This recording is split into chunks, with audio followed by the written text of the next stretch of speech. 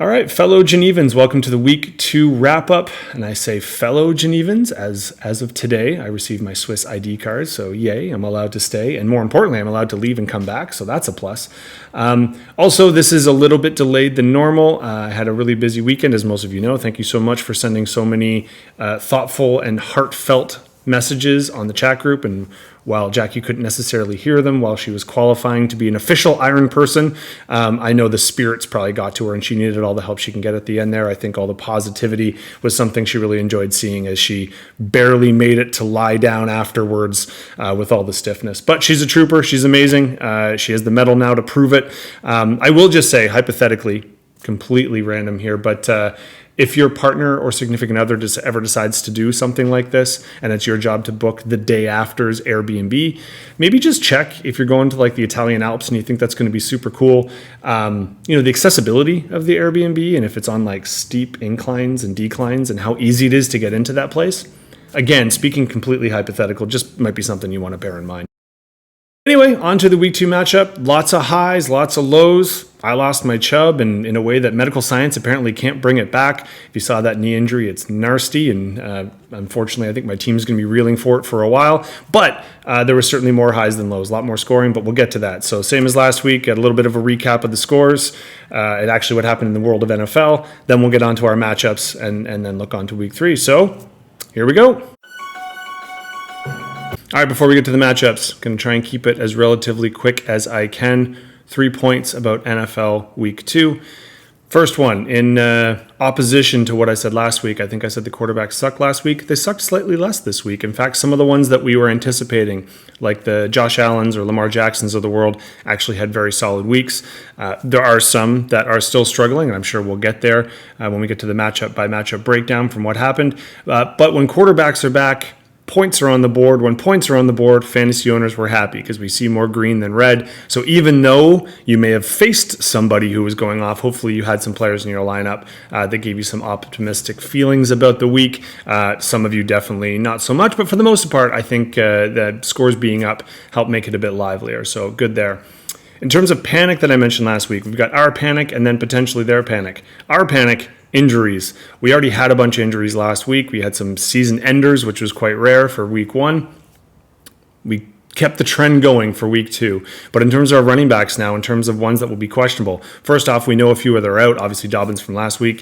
If you watched Monday Night Football or you saw the clip that was going around, people who watch college will think of people like Willis McGahee, or in basketball, Kevin Ware, when it's like a nationally televised game and a knee goes in the opposite direction, or a leg does because the knee's not working. Not a fun thing to watch. I try to avoid them if I can, especially Nick Chubb. He's one of the only Cleveland Browns that people actually like. Big shame. He's also a first-round pick, so that can be troublesome. But obviously this waiver wire was a race to his backup. But Chubb being out, and then we got a lot of maybes. People like Barkley, Montgomery, Eckler, and Jones still could be on that list. We've got some quarterbacks, obviously Burrow and Richardson. They're kind of trying to fight through. Sure, I should throw out the entire New Orleans backfield also on the questionable list. We've got some receivers that left the game, and we got to give a check on them, like Cooper, Waddle, DJ, Adams even, Mooney, although I don't know who's going to throw him the ball. Long story short, if you look into your lineup and you don't have any people out or questionable, you are one of the few. I think already by week 2, we're dealing with people banging up.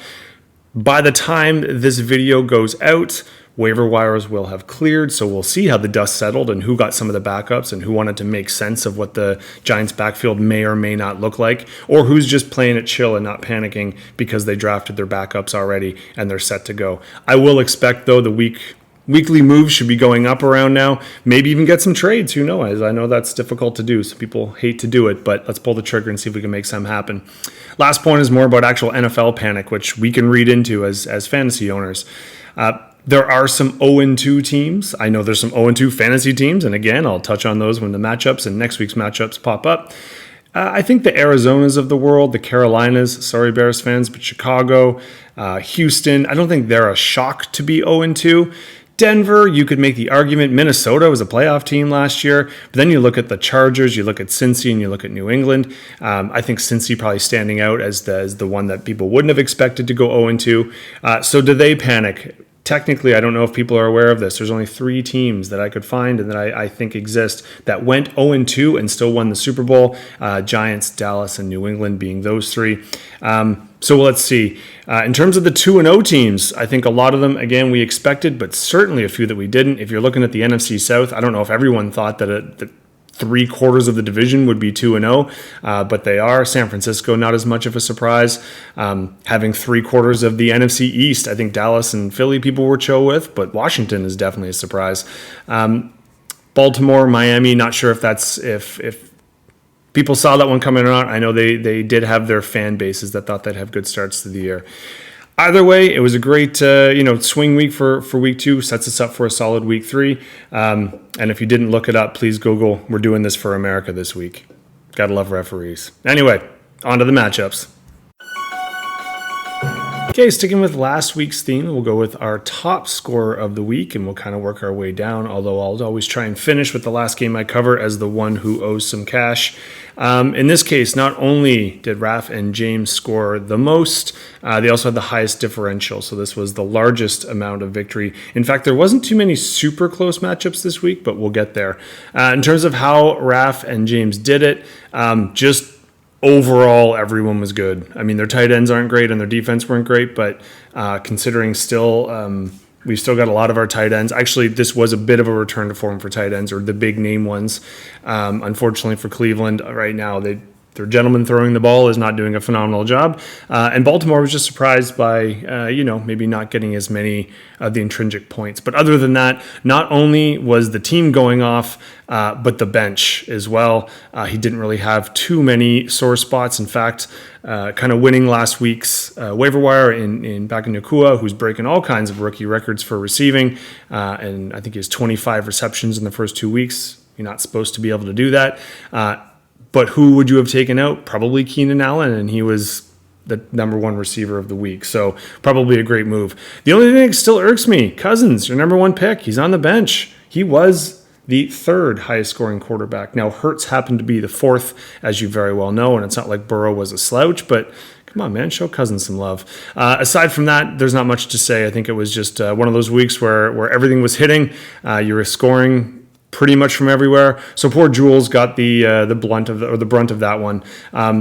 Not all doom and gloom on Jules' side. Your tight end is still, tight end 1, and he is the current tight end 1.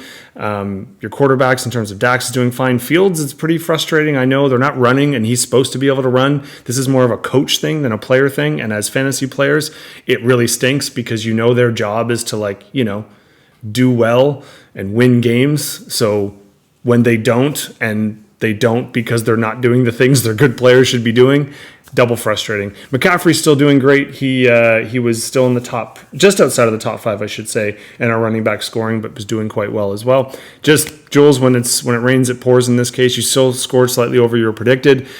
Just Raph kind of went off, and you didn't have that 1 or 2 players to really bring you in. Even on your bench, there's not a whole lot you could have done. Lockett and Brown might have been able to give you a little bit of help, but it's really just getting blanked on both your defense and your kicker. Take a look. The kicker might have gotten banged up just there. You might want to make a change if you haven't already. In fact, I think I saw that you might have. Anyway, unlucky Jules, and now you sink to 0-2. Don't worry, you're not quite at the bottom yet. Your points scored are keeping you out of the extreme basement, and we'll get to that when we get the league wrap up. But Raph, James, you bounced back from a tough week where you took the loss. Now you got our biggest win, so congratulations, you're 1-1. All right, moving on to our second highest score of the week, and if you notice the differential, yes, that is because Raph would have beaten everybody by a lot this week. But congrats to our overall number 1 in Pamela. Kept the momentum going against poor Kelsey and Frankie, who at least this time didn't have quite so many injuries. You still do have a couple questionables, as you can see, and I'm sure you're keeping up on that. Waddle with concussion protocol, and Burrow with the most frustrating. It's funny, sometimes you think with medical science we can do so much, and there's so many recovery-based things and tests they can do. You hurt your knee, there's literally like 5 or 6 very key tests and mobilization things that you can go through and processes so you know if you're healthy or not. When it comes to things like a calf, you can do all the work. He keeps tuning out that he's fine, and then he gets on the field and he just can't do things like he used to. So let's see what happens there, and hopefully Burrow snaps back because there's a lot of people's offenses that are depending on that, and I'm sure we'll get to that one later. In terms of Pamela, last year you rode high on Hill. This week, you didn't really need him, but Jefferson's still coming through. He was once again, and I think pretty much we'll say this a bunch, he's always going to be one of our more consistent scorers. He actually wasn't one of the top 5 this week, but overall, he's still there. Barkley, unfortunate because he actually did go off. He had a great week, and then he did have to leave the game. So he's someone you probably want to pay attention to, especially because I believe, and you want to check this, I think they're playing on Thursday, so he doesn't have as much time to recover. Let's see who you have in your bench, though. A lot of injuries, and actually Akers, I don't know if you know his story. You can Google it if you like. They're just not playing him. They did this to him last year, too, at the beginning of the year, and then by the end of the year, he started playing again. He's asked for a trade, got a little drama there. You do have Swift, and on your bench, Swift was actually our RB1. He was the top scoring running back of the week. So it looks like you do have some plug and play options. Jones might be coming back. Cooper Kupp's still away. Side note, you can message me if you'd like to know what to do with Cooper Kupp. You can actually put him on the IR, which means you get an extra bench spot. In terms of Kelsey and Frankie, rough start. I know you're paying attention a lot and you're working hard here. Yes, you are technically right now in our basement, but you're only 1 win away from climbing up. Derrick Henry's playing all right, and so far he's been managing himself. At least Kelsey's back, not back to full form, but spoiler alert, they play the Bears next week, and the Bears defense sucks, so you might be able to score some points there. San Francisco may or may not have a really favorable matchup, so I actually think in week 3, you're looking for a bounce-back week. Unfortunately for you, you did leave some points on the bench. Mozart was our running back 2, so here we had the battle of the 1 versus 2 in running backs, but neither one of them played. We can make some adjustments, do your research, get ready for week 3, but don't hang your heads too much. I do think there's a bounce back in your future. In terms of Pamela, keep rolling. You're our number 1 seed, so if you keep winning, not much more that we can do about it as a league. So congratulations, Pamela, on being 2-0 and our top of the league. All right, not the 3rd highest, but we'll get to them because we're going to go to the lowest. But the tightest matchup, as you can see here, it's only about 8 points and change, if my math is right, and I think it is. Kate comes out on top, being our 2nd overall seed and 2-0, putting me at 0-2, which is depressing for a number of ways. It always stinks when you go ahead and you do all these videos and you put a lot of effort into the league, and then maybe you're putting more effort into this than research. I don't know. Actually, I wouldn't have changed much. I was pretty happy with my team. I think Chubb going out stunk because the guy that replaced him went off, and I think Nick Chubb would have put up those numbers. I was actually predicted to win almost the entire matchup until I didn't. Chubb going out really stinks. Dallas still one of our top scoring defenses. It was number 3. Actually, you had the only defense started in the top 5. There was 4 defenses in the top 5 that no one has on their team. Kicker doing fine as always, but realistically it comes down to kind of your big guns. Lamar Jackson came back and had a great game. CeeDee Lamb playing great with Dallas. And Connor actually probably having the shock of the week. In fact, no one else really cares to know this, but I played him in about 3 other leagues, and him going off in multiple leagues, that was awesome for me. For me, it was really Pat Freiermuth just not catching a ball really stunk because, like I said, going into Monday night, I had a couple players in there, and I thought I might come out with it. But getting 1 hurt, 1 no-showing, and then my defense just going, obviously I was going to fall short. In terms of our bench, you do have to pay attention. Now, I really appreciate it. I actually sat Brian Robinson, and I thought, I benched it. And Wilson, after losing Rodgers, Robinson was their number 3 overall this week in terms of running backs. Wilson was at least in the top 10, but Evans was the number 2 receiver, so you left some points as well. I would keep a look at Montgomery. Apparently, he's got a little tweak going on. You might want to look at the questionable thing, but apparently, according to you don't need him anyway, although Breece Hall certainly didn't go off, but Dallas's defense, as you very well know, seemed to be quite dominant. So it came down to a few points, a few people coming in and out, but that's the best part of fantasy sports. So unfortunately, I have to put my tail between my legs and start building up and see if I can make a run. But Kate, you're looking great here. 2-0, great start. Congratulations. All right, in our final matchup, Jackie actually was the 3rd highest scorer, and she's our 3rd highest in the league, is still remaining undefeated with a 2-0 record. But more impressively, she keeps her record going of being the Widowmaker as drawing the lowest scoring team. We can say her fantasy defense, not the one she picks, but just her vibe she puts out there in the world are the strongest. Because unfortunately, Paul, after a relatively strong week, in fact, a very strong week, kind of fell flat. So taking a look at what may have happened, Jackie's quarterbacks were huge and back to roughly where they should have been.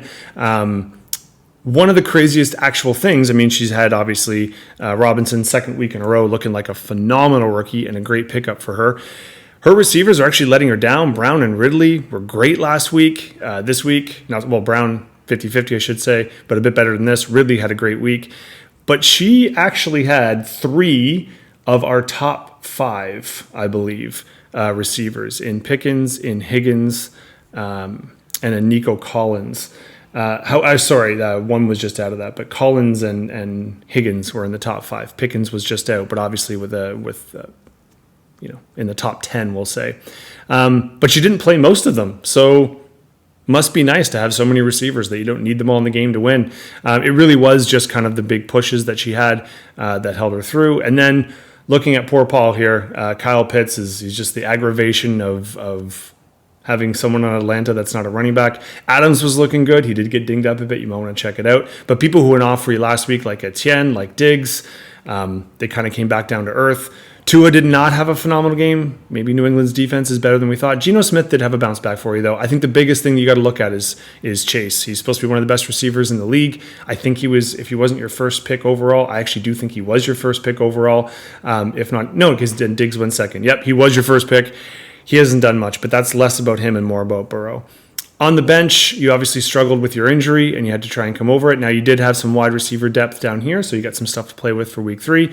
But unfortunately, Paul, it does mean that you will be buying drinks for week 2. Sorry, buddy.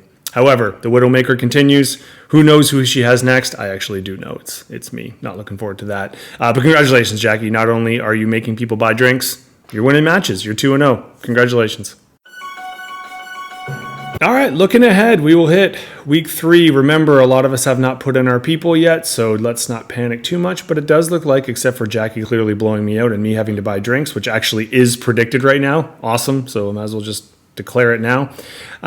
We've got some close matchups up here. Obviously, Raf's going to try and take down an undefeated Kate, and he's predicted to just fall short, but he might be playing with it here. Looks like we got a tight battle here. Will Pamela be able to continue, or is Paul going to rebound and take down our top of the pool? We got a battle of the basements here, so one of you got to win at some point in time, unless you tie. That would even be funnier. But looks like we're set up for a decent week 3. If you're still struggling to figure this one out, the waiver wires, there was a lot of picks now, so obviously Kate's going to have her choice next time. There's a waiver player that they want because a few of us down here, we used it. You're looking at the number of moves. Yeah, it's pretty common that the 0-2 people want to make some changes because obviously we feel like we need to. If you are kind of confused, I mean, we're at the stage, I'm not going to explain it so much anymore. You can kind of take a look, but there are a lot of people on the free agent market that could be ready to go. Once again, we had another week where we had a couple kickers that were the top in the week not go. So number 1 and number 2 actually were free agents. In our defense, Dallas was the only one that is in the top 5 in week 2 that was actually taken. That left 4. Both running backs that were in the top 5 in week 2 were taken in the waivers, but there's still a tight end out there that was scoring. So even a quarterback, Dobbs from Washington, was a top 5 quarterback in week 2. Was not supposed to be, but he was. So there are points to be had for those who want to make some adds and drops, or even potentially a trade. That's it for the week 2 wrap up. I will say for the next couple weeks, I'm going to be doing my best just on the more personal side. I think some people know about this. Traveling is starting to hit. We're having guests come in a couple days, so I'll be recording with them in the apartment, so that should be fun. And then I start some traveling for a couple weeks, but I still intend on trying my best to do these, just if they're a bit delayed. Have patience with me. Aside from that, great week 2, great start to the year. Congrats to those who are already soaring high, and for those of us who need to make some changes, don't fret. We're not out of it yet, and you just need to make top 4 to make the playoffs. That's all we're looking for. So congrats, everyone. Have a great week. I'll see you in week 3.